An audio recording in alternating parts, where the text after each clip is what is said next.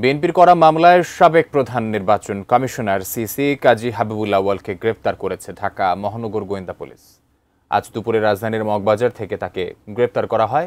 মাহাদি সেকান্দারের report. বিগত ৩টি বিতর্কিত জাতীয় নির্বাচনে জড়িত নির্বাচন কমিশনারদের বিরুদ্ধে ২২ জুন শেরেবাংলা নগর থানায় মামলা করে বিএনপি। ওই দিনই উত্তরায় সাবেক প্রধান নির্বাচন কমিশনার কেএম নুরুল হুদার বাসায় হামলা এবং তাকে লাঞ্ছিত করে দলটির কিছু কর্মী। পরে পুলিশ গিয়ে তাকে উদ্ধার করে হেফাজতে নেয় এবং বিএনপির মামলায় গ্রেপ্তার দেখায়। ওই মামলায় ২০ নম্বর আসামি দ্বাদশ জাতীয় সংসদ নির্বাচনে প্রধান নির্বাচন কমিশনার হিসেবে দায়িত্ব পালন করা কাজী হাবিবুল আউয়াল। গোয়েন্দা পুলিশ বুধবার তাকে রাজধানীর মগবাজার থেকে গ্রেপ্তার করেছে। পরে ডিবি কার্যালয়ে সংবাদ সম্মেলনে এ বিষয়ে বিস্তারিত জানানো হয়। ভীষণ এসি নিয়ে এলো মানিব্যাগ গ্যারান্টি অফার।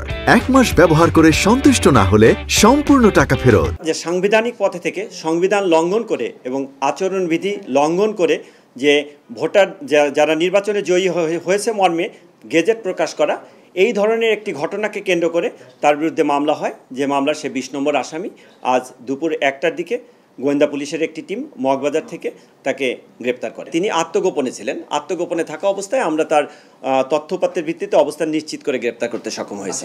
মামলার অন্য আসামিদের গ্রেফতারের তৎপরতা চলছে বলেও জানান ডিবি কর্মকর্তারা। এই মামলায় যারা এজাহারভুক্ত আসামি আছে সকলের ব্যাপারেই আমরা গোয়েন্দা তৎপরতা রেখেছি, আমরা আমাদের নজরদারি রেখেছি, আমাদের কার্যক্রম অব্যাহত আছে। আমরা যদি আমাদের কাছে কোনো সুনির্দিষ্ট তথ্যপাত্র থাকে তাহলে আমরা প্রয়োজনীয় আইনানুগ যে ব্যবস্থা সেটা গ্রহণ করব। এদিকে ৪ দিনের রিমান্ডে থাকা সাবেক সিইসি কেএম নুরুল হুদাকেও বুধবার ডিবি কার্যালয়ে আনা হয়। মাহাদি সেকেন্দার, এটিএন নিউজ, ঢাকা।